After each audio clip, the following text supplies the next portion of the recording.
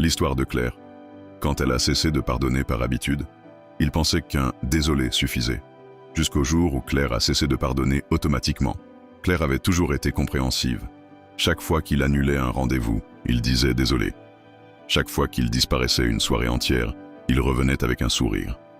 Et chaque fois, elle pardonnait. Au début, elle croyait que c'était ça, aimer, comprendre, excuser, patienter. Mais peu à peu, elle s'est sentie vidée. Son pardon n'était plus une preuve d'amour.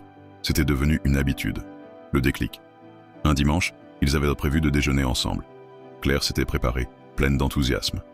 À midi, aucun signe. À 14h, un message. Désolé, j'ai oublié, je dormais. Ce désolé de trop a marqué la fin d'un cycle. Elle n'a pas pleuré, elle n'a pas crié. Elle s'est simplement dit « Je mérite plus qu'un pardon mécanique ». La nouvelle réponse le lendemain, il a écrit « Tu m'en veux ?» Avant, elle aurait répondu « Non, ce n'est pas grave ».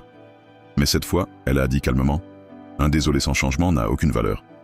Il a essayé de se défendre. « Tu es dur ». Elle a répondu « Non, je suis Claire ». Et c'est ce mot qui a tout changé. Ce que change ce basculement, le confort disparaît. Il comprend que ses excuses ne suffisent plus. La peur s'installe.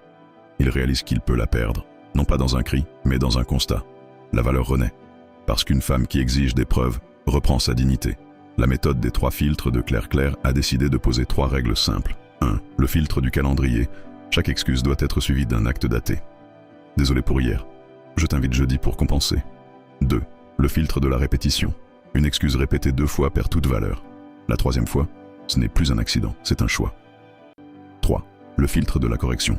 Une excuse sincère s'accompagne d'une amélioration réelle. Sans changement, ce n'est qu'un mot vide.